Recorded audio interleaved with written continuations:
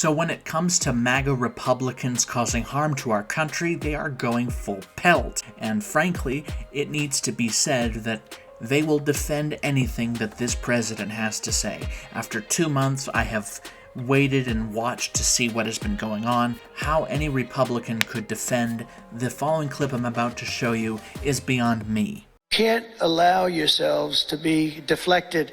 You just can't let it happen. You have such a higher calling. And I believe that CNN and MSDNC, who literally write 97.6% bad about me, are political arms of the Democrat Party. And in my opinion, they're really corrupt and they're illegal. What they do is illegal. It makes no difference how big a victory I had. I can have the biggest victory in history. It makes no difference what kind of a failure the other side has. You know, he calls a lot of stuff he doesn't like illegal, and yet he can't actually explain how. And all these people who get upset or annoyed with those who criticize him, I have to say to those people who get upset, why are you upset? You know, I really could have sworn that you guys were upset that, you know, the establishment was trying to imprison an opposition leader. You know, they were trying to throw our former president in jail. You know, they were weaponizing the government against Donald Trump. And yet these people have no problem with an FBI director who has basically an enemies list. The thing that gets me is, how is it illegal? How is what they're reporting about him illegal? How is that supposed to be taken? This is a president who has supported loosening libel laws to make it easier to cow the press. I'm going to open up our libel laws so when they write purposely negative and horrible and false articles, we can sue them and win lots of money. We're going to open up those libel laws so that when the New York Times writes a hit piece, which is a total disgrace, or when the Washington Post, which is there for other reasons, writes a hit piece, we can sue them and win money instead of having no chance of winning because they're totally protected. You see, with me, they're not protected because I'm not like other people, but I'm not taking money. I'm not taking their money. So we're going to open up those libel laws, folks, and we're going to have people sue you like you never got sued before. So much for free speech. The thing that people should also understand is that as a libertarian, I do favor public spending cuts. I do favor downsizing the federal workforce, and I very much do favor downsizing the government. That should be kind of a no-duh type of moment. Yet, a number of MAGA people have asked me, you know, what more would I be able to ask for in terms of, you know, accomplishing those goals? And I would say to them, competence. I mean, the Trump administration, with Elon Musk basically as like a prime minister, is having to rehire people that they fired. They are basically not going to actually cut federal spending. They talk a good game, but they don't deliver. They're all like, we're going to cut federal spending very powerfully, but we are then going to enshrine the things we said we would cut by passing a budget, doing nothing, and if you dare complain or criticize, you're primaried, you're fired. You know, basically learning nothing from the first term. You know, all the criticisms from the right about why I shouldn't have been renominated are being proven right time and time again. You know, a lot of these people were so frustrated by how Republicans in Trump's first term were not supportive enough of his agenda. Now they have no excuse. They have a firmer control on the Senate than they did in the first term, the first half of the first term. They don't have as much support in the House of Representatives that they did the first term, but this is the most pro-Trump Congress they're ever going to get. If they can't govern, then that's on them. Keep in mind that DOJ has no authority. They can make recommendations of spending cuts, but congressional Republicans clearly are going to waffle, and they're going to completely and utterly sell out to the Democrats. So I would ask MAGA Republicans, what is the point of voting Republican, given that these Republicans who are in swing districts are going to run away from you and anything you do? They're not going to hold town halls anymore, and they're throwing your boy Elon under the bus. And the thing that bothers me most is, I understand where people are coming from with, you know, feeling like the United States is being taken advantage of. I get it, I do. But the way Trump is going about it is making changing that impossible. People were complaining about all these tariffs that Canada has on the United States, and then Trump was like, well, who signed that type of deal? And it was him, USMCA, and he had no self-awareness to remember that he signed that in 2020, and they said Biden had dementia. He probably does. But the thing is that if you want to deal with the issues affecting this country, you can't always go it alone. If they want to be able to renegotiate these deals, they should meet with the Canadian Prime Minister and say, look, we have a problem with some of the tariffs that you have on our products going into your country, and you're going to have to meet them halfway. You're going to have to make compromises. But Trump isn't about compromise. He will just threaten crippling tariffs on these countries or to take them over by military force. MAGA says that if you don't support Russia completely taking over Ukraine, that you're a war pig and that you are for letting the war never end. They're perfectly fine with the idea of taking Canada, the Panama Canal, the Gaza Strip, Mexico, and Greenland by military force. They had no objection to Trump floating the idea of sending missiles into Mexico in 2020 against the cartels.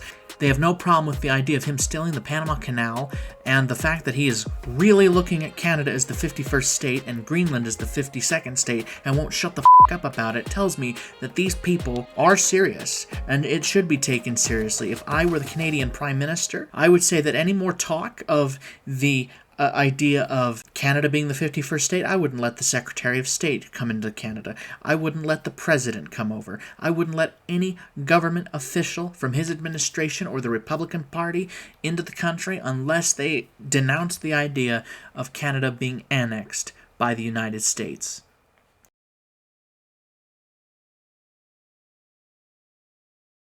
And in fact, the thing that has really grind my gears with MAGA is it is a cult. You are not allowed to disagree with them. Otherwise, you're a snowflake because you don't toe the line with them on the issues. If you don't agree with them 100% and go along to get along, then you're a snowflake. You're not a real American. You're other. These people, I'm not saying all MAGAs are racist or Nazis, but sometimes they really do like to use that rhetoric. I mean, Donald Trump repeatedly used Nazi rhetoric during his general election campaign.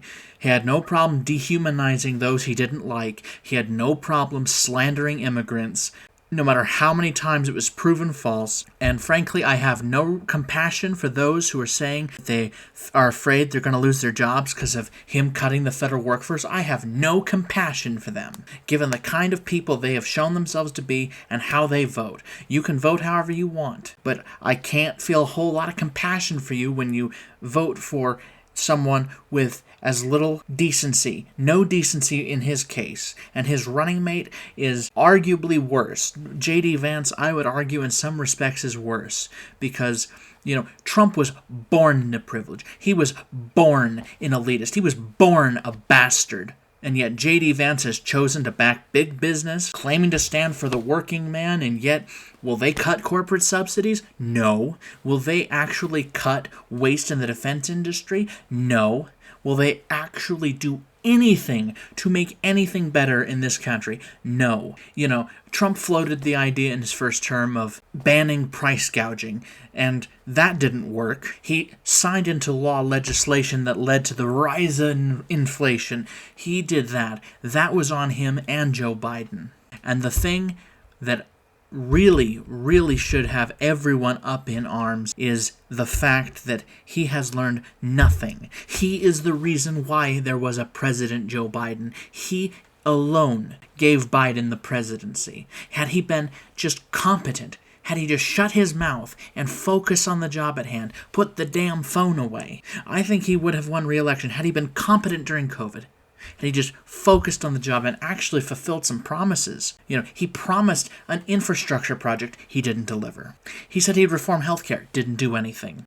Now, as a libertarian, I don't agree with what he said he would do in 2016 or 2020 or 2024. I'm just saying, as some common sense, that if he wanted to be reelected in 2020, he would have just shut up and do the job. And the fact that he came back to the White House, despite there being all the reasons in the world not to elect him again is an indictment on the system, on the establishment. And sadly, the Democrats are going to take the House next year, and anything right of center is going to be persona non grata in Hakeem Jeffries' House of Representatives. I just find that we need a multi-party system in the United States. We can't just have two options. These MAGA idiots were asking me why I wasn't going to vote for Trump in November, and I told them that he made a lot of promises this year, just like how he did in the previous two campaigns, and he didn't do them. He is just like any other politician, and I'm not going to get my hopes up that he's actually going to do what he said he would do. And as far as I'm concerned, I have no compassion for those that are upset that he is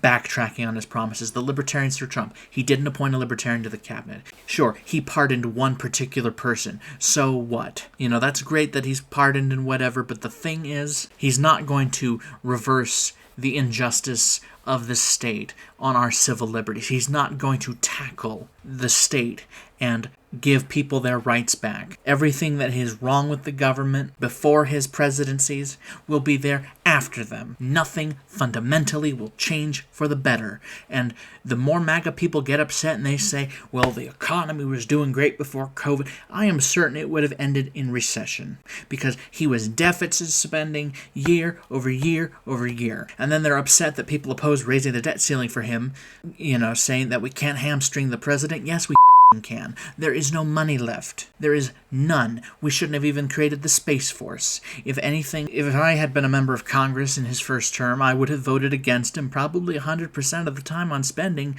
unless he's actually going to cut something. Get rid of all subsidies. Get rid of waste in every department. But actually be careful. There is a right way and a wrong way to cut spending, just like how there is a right and wrong way to cut taxes. Look at what happened in Britain with Liz Truss. She was going to take a 45% tax and get rid of it entirely without it being paid for. It was going to increase the cost of borrowing. The economy crashed, and then she off 49 days in office. And now people are going to say that right-of-center politics is discredited just because of that alone. In the end, I think that the best thing we can hope for is that in 2028, hopefully a pro-free trade president, a right-of-center, competent person, can be elected president of the United States. Someone who is not a nationalist or a protectionist. That is my only hope. I know my party will not win the White House in 2028. Yeah, I get it. But if a center-right, pro-free trade, pro-Second Amendment, pro-life individual is elected president of the United States, then I think this country will be in a better position than it is now.